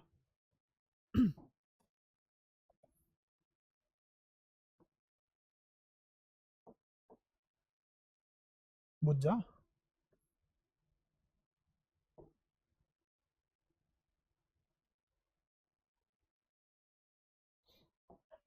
शेल थी ना वो, उस शेल की कुछ तो थिकनेस होगी। ये क्या है? शेल की थिकनेस। ठीक है, शेल की थिकनेस। यहां पे तुम्हें ये लाइन दिख रही थी ना, दिख रही है ये लाइन। अब यहाँ इस लाइन को ही मैंने मोटा करके बना दिया। ये वही लाइन है जो तुम पहले देख रहे थे। समझ आया?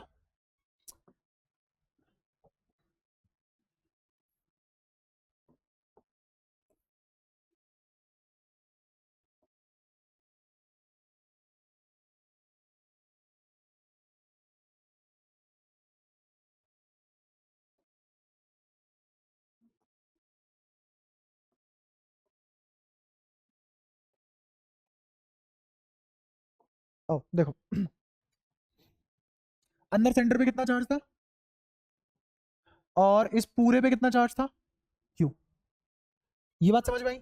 अच्छा, ये जो अंदर माइनस क्यू बाई नोट है, sorry minus Q by two है, इस माइनस क्यू बाई टू ने बाई इंडक्टिव इफेक्ट इस अंदर वाले सरफेस पे कितना चार्ज इंड्यूस करवा दिया होगा? माइनस या plus Q by two? Induction में तो अपोजिट चार्ज आता है ना, अटैक करेगा। ये माइनस को कैसे अटैक कर लेगा? उसको दूर फेंकेगा ना। तो कितना चार्ज अंदर, क्यू में से कितना चार्ज इसने अंदर वाले सरफेस पे रिसाइड करवा दिया? तुम्हें कैसे पता एग्जैक्टली है क्यू बाई टू ही है? ये क्यू बाई टेन भी तो हो सकता था। रीजन है उसका। अब ये जो पीली लाइन बनाई है ना, इस पीली लाइन को चुपचाप इमेजिन करो गॉसियन सरफेस की तरह। किसकी तरह? Gaussian surface. किसकी तरह? Gaussian surface. अच्छा, क्योंकि ये कंडक्टर है, inside conductor electric field is zero. वो तब होगा जब क्यू एनक्लोज कितना हो जाएगा? जीरो। क्यू एनक्लोज कितना होगा? जीरो। और क्यू एनक्लोज तो तब जीरो होगा ना जब जितना अंदर सेंटर पे है उतना ही अंदर सरफेस पे आ जाए, तभी तो क्यू एनक्लोज जीरो होगा। आई बात समझ? इसलिए एग्जैक्टली अंदर कितना चार्ज आएगा? Plus Q by two. और ये इंडक्टिव इफेक्ट से इसके साथ इलेक्ट्रोस्टैटिक फोर्स में बाउंड हो चुका है। कौन सा चार्ज? अंदर वाले शेल पे, शेल के अंदर वाले सरफेस पे, शेल के अंदर वाले सरफेस पे कितना चार्ज बाउंड हो चुका? Plus Q by two. Free कितना है अब? जो फ्री है फाइनली, जो फ्री है वो कितना है? ये वाला क्यू बाई टू कौन सा चार्ज है? Free charge. और ये जो अंदर क्यू बाई टू है, ये कैसा है? जो बाउंड चार्ज है वो तो नहीं जाएगा बाहर, वो तो इसके साथ अटक गया माइनस क्यू बाई टू के साथ। ठीक है, और मुझे कैसे पता है क्यू बाई टू ही आएगा? क्योंकि अंदर क्यू एनक्लोज गॉसियन सरफेस के अंदर जीरो होना चाहिए। वो तभी जीरो हो सकता है जब जितना माइनस हो उतना ही प्लस हो अंदर वाले सरफेस पे, और बाहर वाले सरफेस पे जो बचा वो चला जाएगा, जो बचा वो चला जाएगा। तो अब मेरे को बताओ, बाहर जो फ्री चार्ज बता वो कितना था? Q by two. तो वही तो अर्थ हो सकता है। जिस दिन अर्थिंग कराओगे तो ये वाला चार्ज फ्लो करेगा अर्थ में। बस तुम इसको बिना इसके ऐसे समझ सकते हो। अब यहीं पे अगर मैं इस क्वेश्चन में इस क्यू की बजाय क्या कर देता, इस क्यू की बजाय थ्री क्यू कर देता, फिर तुम वहां पे थ्री क्यू इंसर्ट करते, फिर सारी चीजें दोबारा करते, फिर मैथमेटिकली निकालते, 5 मिनट खोते अपने। अब इस तरीके पे हो अगले वाले पे जिसमें बुद्धि लगती है। इसमें अगर मैंने इसको थ्री क्यू कर दिया होता, कितना कर दिया होता? थ्री क्यू कर दिया होता, तो अंदर स्टिल कितना आता? Plus Q by two. तो क्यू बाई टू तो हो गया बाउंड चार्ज, क्यों? क्योंकि ये वाली कंडीशन फुलफिल करनी है। तो बाहर कितना बचा? 2.5 क्यू।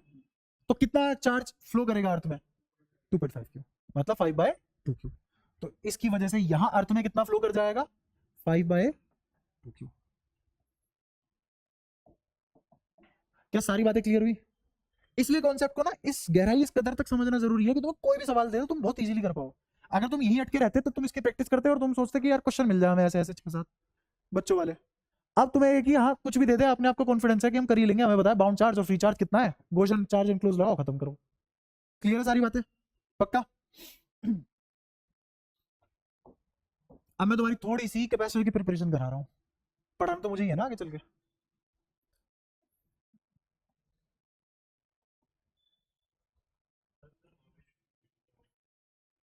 जीरो? हाँ हाँ, सच में जीरो होगी। अच्छा एक बात बता, इस पीली लाइन के अंदर नेट चार्ज कितना है? क्यू नेट कितना है? क्यू एनक्लोज जीरो, तो इलेक्ट्रिक फील्ड भी कितनी होगी? जीरो। क्लियर? अच्छा, इस पॉइंट पे कितनी होगी इलेक्ट्रिक फील्ड? जीरो। कंडक्टर के अंदर इलेक्ट्रिक फील्ड कितनी होती है? ये रहा पॉइंट, यहां बैठ, ये दिख रहा है पॉइंट, कितनी है इस पे इलेक्ट्रिक फील्ड? चाहे कंडक्टर सॉलिड हो चाहे ओलो, अंदर इलेक्ट्रिक फील्ड कितनी होती है कंडक्टर के? तो इस गॉसियन सरफेस के इस पॉइंट पे अगर जीरो इलेक्ट्रिक फील्ड है तो हर जगह जीरो होनी पड़ेगी, और तभी पॉसिबल है जब इस क्यू में से माइनस क्यू बाई टू अंदर, sorry plus Q by two अंदर बढ़ जाए। किसकी वजह से? ताकि वो माइनस क्यू बाई टू में जुड़ के क्यू एनक्लोज्ड को कितना बना दे, 0 बना दे, ठीक है।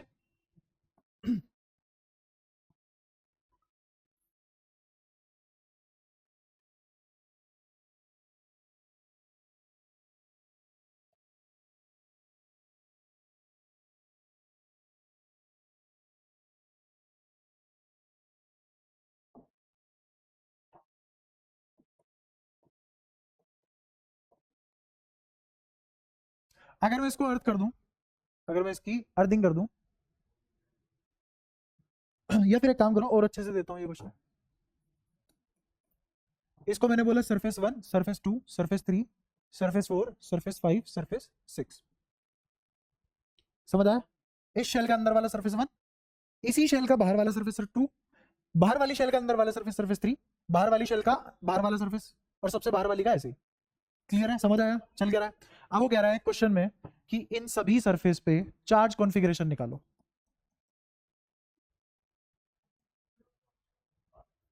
Find final charge configuration on S1, S2, S3, S4, S5, S6। Earthing के बाद ही होगा डिस्ट्रीब्यूशन। क्या, हाँ, अगर तुमने इसकी अर्थिंग कर दी तो फाइनल चार्ज कॉन्फ़िगरेशन बताओ इन सभी सरफेसेस पे। क्या, ये तो रहा भाई, 2Q किस पे है, अंदर वाली शेल पे, बाहर वाली शेल पे -Q, उससे बाहर वाली शेल पे +Q है, ठीक है। और सही बताओ ना, अगर तुम अर्थिंग ना भी करो तो भी चार्ज डिस्ट्रीब्यूट होगा, ये भी समझाऊंगा कैसे। अर्थिंग करने के बाद तो एक्सेस चार्ज फ्लो कर जाएगा, पोटेंशियल बराबर करने के लिए वी फाइनल 0 होनी चाहिए। मैं कह रहा हूं वी फाइनल भी 0 मत करो, बट फिर भी ये चार्ज आपस में बदलेंगे। जैसे ये यहां इसके अंदर -Q/2 और सॉरी +Q/2 क्यों आया, अगर मैं अर्थिंग ना करता तो क्या होता, तो ऊपर Q/2 रहता और नीचे भी Q/2 रहता, फ्लो नहीं करता अर्थ में, लेकिन डिस्ट्रीब्यूशन तो वही आता ना, अंदर Q/2 और बाहर। अगर मैं अर्थिंग ना करता तो बाहर कितना चार्ज होता, 5/2Q। अगर 3Q होता चार्ज तो कितना होता बाहर, अर्थिंग नहीं की, अगर अर्थिंग कर देते तो कितना चार्ज सरक जाता। अब अर्थिंग तो की नहीं, तो बाहर कितना चार्ज बच गया, और अंदर कितना चार्ज है अभी भी, Q/2। तो अगर मैं यहाँ पे अर्थिंग ना भी करूं तो भी तो चार्ज डिस्ट्रीब्यूट होगा, इसीलिए मैंने बोला फाइनल चार्ज कॉन्फ़िगरेशन निकालो इन सरफेस पे आफ्टर चार्ज डिस्ट्रीब्यूशन। डिस्ट्रीब्यूशन कह रहा हूं, रीडिस्ट्रीब्यूशन। आओ खेला शुरू करते हैं। इमेजिन करो यही एक गॉसियन सरफेस है, कर लिया, ठीक है। अच्छा, अगर ये गॉसियन सरफेस है तो इसके अंदर क्यू एनक्लोज कितना, 0। तो जब क्यू एनक्लोज ही 0 है तो अंदर कितना चार्ज रहेगा, 0। तो चार्ज डिस्ट्रीब्यूशन आया ही नहीं, चार्ज डिस्ट्रीब्यूशन खत्म खेल। अब एक और देता हूं, अगर मैं सेंटर पे चार्ज रख दूं, अगर मैंने सेंटर पे चार्ज रख दिया, मान लो कितना मैंने रख दिया, Q। अब बताओ, तो अंदर बताओ कितना आ जाएगा, क्या अंदर आ जाएगा -Q या +Q, +Q या -Q, सोच लो, -Q आएगा भाई। ये इसको कौन से वाले को अट्रैक्ट करेगा, माइनस वाले को अट्रैक्ट करेगा, तो बाहर कितना आएगा, और बाहर था कितना, या फिर तुम ऐसा भी बोल सकते हो कि 2Q में से -Q गया तो कितना बचा, +3Q।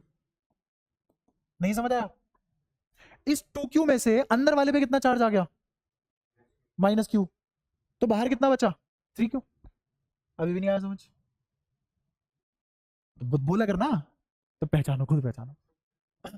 दोबारा सुन, ये चार्ज क्यों था, कितना चार्ज बाउंड करेगा ये, -Q चार्ज बाउंड करेगा, तो पक्की पता है ना क्यों, क्योंकि अगर मैं इसको गॉसियन सरफेस इमेजिन करूं तो अंदर Q एनक्लोज कितना होना चाहिए, 0, ठीक है। 2Q में से -Q निकाल दिया,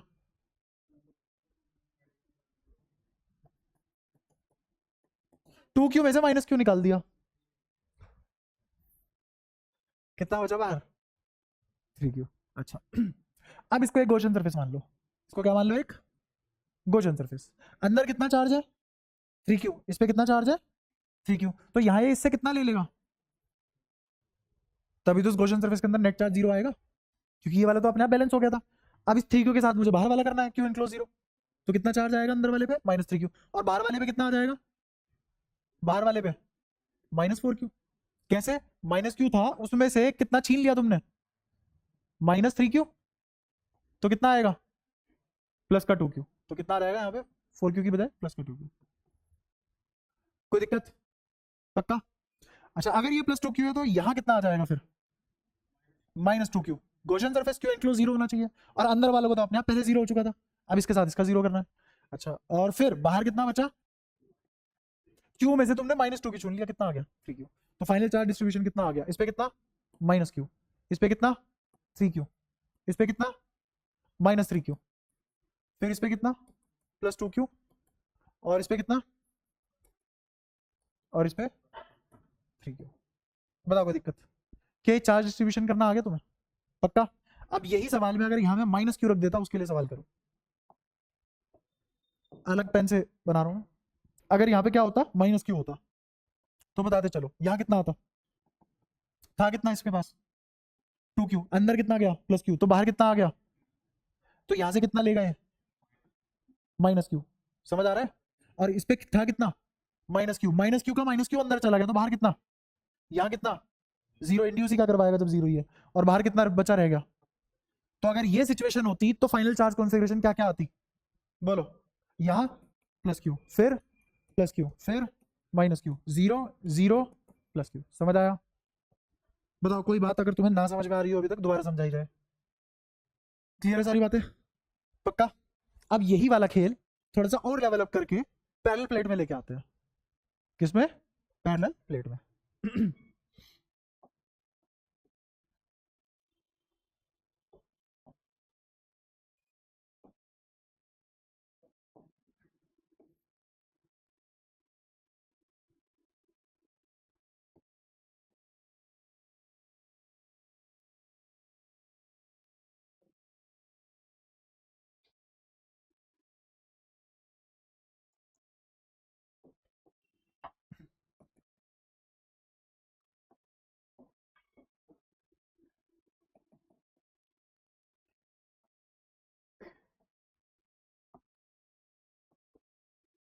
अगेन इसके पास कितने सरफेस होंगे, यही S1, ये वाला S2, S3, S4, S5, S6, ये सब क्या है पैरेलल प्लेट, क्या है सब प्लेट है, ये भी एक प्लेट है, ये भी एक प्लेट है, ये भी एक प्लेट है। समझ आया? हर प्लेट के दो सरफेस होते हैं, हर प्लेट के दो सरफेस होते हैं, और ये प्लेट की थिकनेस है, ये प्लेट की थिकनेस है। ठीक है। तो अब मुझे क्या निकालना है, फाइनल चार्ज कॉन्फ़िगरेशन निकालना है इन सब की वजह से।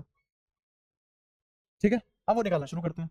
जैसे मान लो ये +2q था, तो इस पे इस साइड कितना आ गया, मान लो q तो आ गया अंदर वाली साइड, q नोट कहाँ पे आ गया S2 पे, तो इधर कितना बचा 2q माइनस q नोट।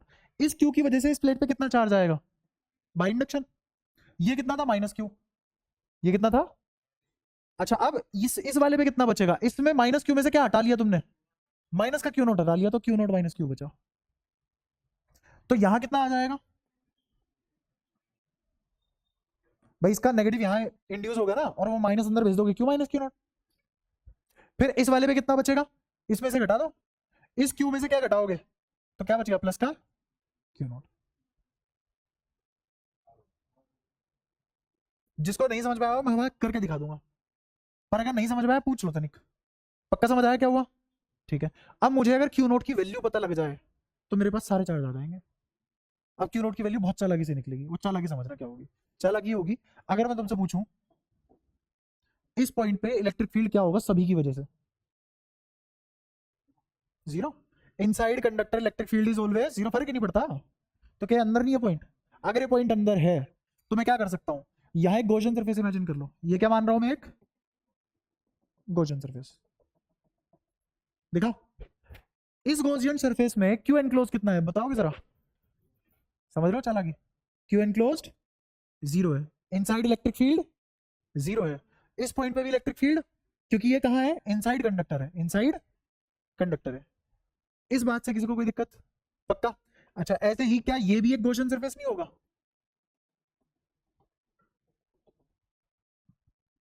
इन गॉसियन सरफेस की वजह से ही यहां जो चार्ज आया उसका नेगेटिव यहां आया, क्योंकि क्यू एनक्लोज क्या होना चाहिए, क्या कर पा रहे हैं इमेजिन, ऐसे भी माने जा सकते हैं गॉसियन सरफेस, क्योंकि गॉसियन सरफेस इमेजिनरी है, काम प्रैक्टिकली करके दे रहा है। अब सोचो उन वैज्ञानिकों का दिमाग कैसा रहा होगा, साले इमेजिन करके चीजें प्रैक्टिकली प्रूव कर दे रहे हैं। देख रहे हो? अच्छा अगर मैं गॉसियन सरफेस पूरा यहां से लेके यहां तक ले लूं तो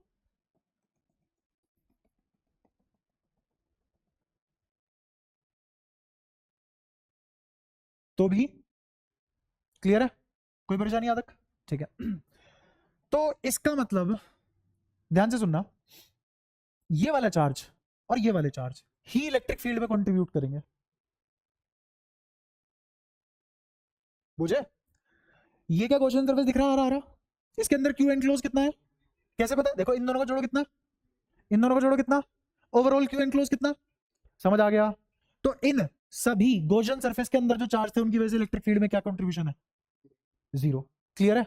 अच्छा, अब इनसाइड कंडक्टर है ये पॉइंट, तो इस वाले चार्ज की वजह से यहां इलेक्ट्रिक फील्ड और इस वाली चार्ज की वजह से यहां इलेक्ट्रिक फील्ड जीरो रहा होगा, क्योंकि कंडक्टर के अंदर इलेक्ट्रिक फील्ड आना पॉसिबल नहीं है। तो इसका मतलब अगर इलेक्ट्रिक फील्ड जो क्यू नॉट ने प्रोड्यूस किया वही प्रोड्यूस किसने किया होगा? समझ लो, जो हरे रंग से लिखा है, समझ आया क्या बोला मैंने?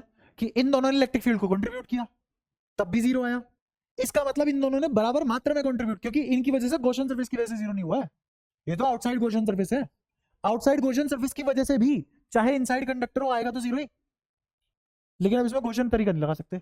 इसका मतलब एक ही पॉसिबिलिटी है, अब इसने जो इलेक्ट्रिक फील्ड प्रोड्यूस किया और इसने जो इलेक्ट्रिक फील्ड प्रोड्यूस किया मैग्नीट्यूड वाइज बराबर थे, डायरेक्शन वाइज अपोजिट थे। ये तभी पॉसिबल है जब चार्ज बराबर हो, ये तभी पॉसिबल है जब, क्योंकि कंडक्टर के जस्ट आउटसाइड में फॉर्मूला रेडियस के ऊपर या दूरी के ऊपर डिपेंड नहीं करता, क्योंकि वो क्या है, Q by two epsilon not है, प्लेट के लिए Q by two epsilon not है ना, तो Q by two epsilon not में कहीं आए नहीं दूरी, तो इसका मतलब दूरी से कोई फर्क नहीं पड़ रहा। किससे फर्क पड़ रहा है? चार्ज से। किससे फर्क पड़ा? तो चार्ज बराबर होंगे तभी तो इलेक्ट्रिक फील्ड बराबर होगा, वरना इलेक्ट्रिक फील्ड बराबर होना पॉसिबल। इसका मतलब ये दोनों चार्ज बराबर है, कौन कौन? क्यू नॉट और two q minus q naught, समझे? पक्का?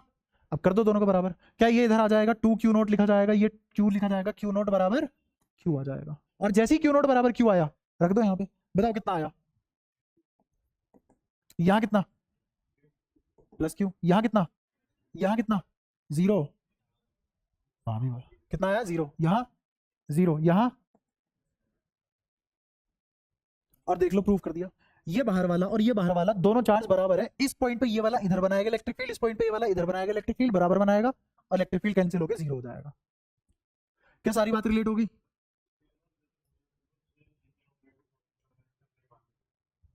हाँ, ये पूरा का पूरा क्वेश्चन सर्विस के अंदर, हाँ तो सब जीरो हो जाता, निकालता क्या?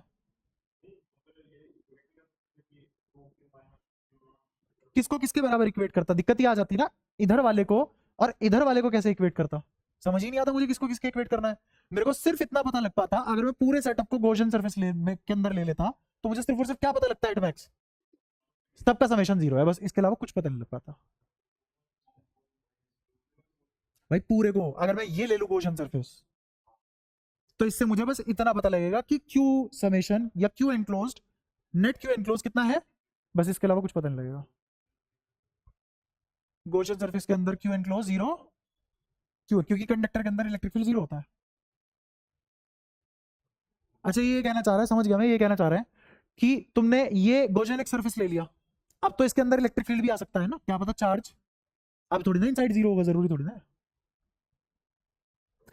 तुमने पता है, हाँ तुमने कहा कंफ्यूज किया चीजों को, धीरे धीरे सीखने के चक्कर में तुमने यहाँ कंफ्यूज कर लिया कि गॉसियन सरफेस के अंदर हमेशा ही चार्ज जीरो होता है, ये नहीं है कंडक्टर के अंदर। अब इस कंडक्टर पे नेट चार्ज जीरो हो, मुझे क्या पता, तो हम कैसे देखेंगे? अब ऐसे देखेंगे, plus two Q, plus Q कितना? प्लस थ्री क्यू, और ये कितना? Minus Q. अगर तुमने ये गॉसियन सरफेस लिया तो अंदर कितना चार्ज है? टू क्यू प्लस का, उसकी वजह से एक इलेक्ट्रिक फील्ड निकल जाएगा बाहर, पता कुछ भी नहीं लगेगा, पता कुछ भी नहीं लगेगा। हाँ, तो इसीलिए फिजिक्स बहुत ज्यादा दिमाग का खेल है, डायनेमिक चीज है बहुत। तो सोचो उस आदमी में कितना दिमाग रहा होगा जिसने ये सब कर रखा है, जिसने ये सब खोज किया। क्या ऐसे ऐसे चार्ज निकाल लेंगे, गॉसियन सरफेस पूरे पे नहीं मानेंगे, पहले इन दो पे मानेंगे, इन दो पे मानेंगे, इन दो पे मानेंगे, खेल खत्म, सारे चार्ज अपने पास आ जाएंगे। एक बढ़िया सा कैपेसिटर बनाऊंगा जिसकी वैल्यू दुनिया को बता सकता हूँ छाती चौड़ी करके कि ये कैपेसिटर मेरी इतनी एनर्जी स्टोर कर पाता है। तभी तुम बैटरी पे देखते हो, अच्छा ये 9 वोल्ट की है, अच्छा अच्छा ये तो 2 वोल्ट का सेल है, अच्छा इसमें साढ़े छः हजार एमएच बैटरी है, ये कैसे वैल्यू डिफाइन करते हैं वो? उसके लिए बहुत सारी चीजें निकालनी पड़ती होगी ना, उसकी शुरुआत ही है milli ampere per hour. Milli ampere hour होती है बेसिकली। बताओ यहाँ तक कोई भी बात तुम्हें दिक्कत कर रही हो? अब तो सब कुछ समझ आया? और कोई डाउट? जो पूछना हो मन मर्जी में पूछ सकते हो। क्लियर है सारी बातें? अब मैं इसको एक शॉर्ट ट्रिक में बताता हूँ तुम्हें, बार बार ये करोगे तो बह जाओगे तुम, है ना, फिर यही सवाल करते रहना पेपर में बैठ के। इसकी एक शॉर्ट ट्रिक बताता हूँ। शॉर्ट ट्रिक क्या है सुनना। इन सबको ऐड करो, कितना आया? 2q। अरे और ये तो खत्म हो गए, तो नेट चार्ज कितना आया? Plus 2q। तीनों प्लेट पे नेट चार्ज कितना? Plus 2q। समझ आया? आधा कर दो उसका, कितना आ गया? Plus q। इधर प्लस q लिख दो, इधर प्लस q। पहला स्टेप क्या है? सभी चार्ज का समेशन। दूसरा स्टेप हाफ इट। तीसरा आजू बाजू बांट दो आधा आधा करके। तो 2q का आधा q, आधा इसको दिया और आधा इसको दिया, मतलब q इसको दिया और q इसको दिया। क्लियर है वाली बात? ठीक है। अब इधर कितना चार्ज आ चुका है? Plus q। कितना आ चुका है? तो इधर कितना? इस 2q में से प्लस q तो यहां गया, यहां कितना आया? पगला आ गया है क्या? 2q था, q इधर चला गया, इधर कितना बचा? Plus q। ये प्लस q इधर किसको बुलाएगा? क्यों? क्योंकि अगर मैं यहां गॉसियन सरफेस ले लूं तो चार्ज इनफ्लो 0 आना चाहिए, क्योंकि इनसाइड कंडक्टर की बात हो रही है अब। ठीक है। अच्छा, फिर ये माइनस क्यू, इस माइनस क्यू में से माइनस क्यू छीन लिया तो कितना बचा? 0। अरे जितना था वही ले लिया, कितना बचा? 0। ये इधर कितना बुलवाएगा? 0 बुलवाएगा। क्यू में से 0 हटाओ, कितना आया? क्या मैच हो गया? दो चीजें एक साथ पता लग गई, हमने सही भी करा और जल्दी कराया। शॉर्टकट वाला फिर से देख, दोबारा देख। Just a moment. क्या पेपर में अगर तुम्हारे एग्जाम में स्कूल वालों ने ये क्वेश्चन दिया तो तुम कैसे भी करके आओ, उसमें हिम्मत नहीं है काट दे। ठीक है, मुझे बताया स्कोप से कितना बाहर जा रहा है। खैर, दोबारा देखो, सभी को ऐड करो, कितना? 2q। 2q का आधा q, तो q इसको दे दो, q इसको दे दो, बाहर वाले एंड पे दे दो। ठीक है, दोनों के बाहर वाले सरफेस पे। ये इस 2q में से q तो इधर दे दिया तुमने, तो इसी फट्टे पे इस वाले सरफेस पे कितना बचा? था कितना? 2q। मुंह से बोलेगा तभी आएगा। यहां कितना दे दिया? बचा कितना? प्लस का q बचा ना, आ गया। अच्छा, ये प्लस का q इस वाले पे कितना पोलराइज करवाएगा? Minus q। तभी तो प्लस q और माइनस q 0 बनेंगे, q इनक्लोज 0 आएगा। ठीक है, माइनस q में से माइनस q तूने यहां रख दिया, तो बचा कितना अब इस पे? ये 0 किसका बुलावा लगवाएगा इधर? 0 का। और q में से अगर तूने 0 हटा दिया तो बचा कितना? क्या वही मान के चला था तू? जो मान के चला था वही आंसर आ गया। देख, और जो हमने आंसर निकाले थे हरे कलर वाले मैच कर ले। तो जिंदगी में एक बार ये समझाना था, समझा दिया, आगे से मैं हमेशा ऐसे करूंगा। सभी को ऐड करो, चार ज्यादा करो, एंड पॉइंट पे बांट दो, और फिर एक से गाड़ी लेके चलो, क्यू एनक्लोज 0 करते चले जाओ, आखिरी में आके अपना मैच हो जाएगा। हाँ, ये पैरेलल वाले में ही होगा। ठीक है, कोई भी दिक्कत हो यहाँ तक तो बता सकते हो। क्या सारी बातें क्लियर है? पक्का? ठीक है। एक घर के लिए दूं?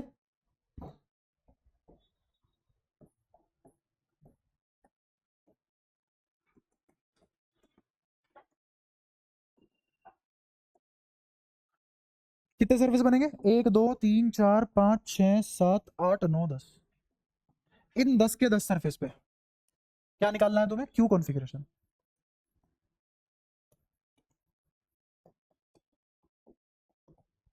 पिछली बार की तरह ऐसा मत करना कि मैं ही याद कर रहा हूँ, होमवर्क दिया था और फिर मैं ही देख रहा हूँ, फिर मैं ही सोल्व कर रहा हूँ।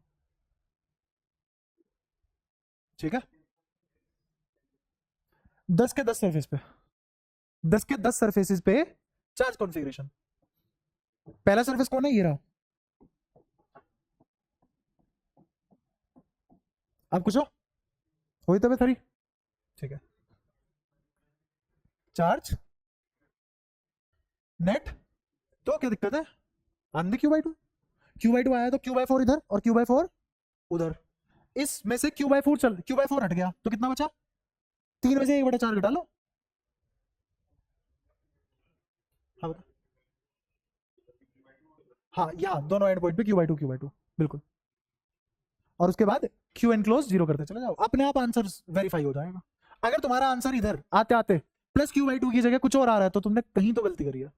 जो तुमने किया है उसे ही मिस्टेक बोलते हैं।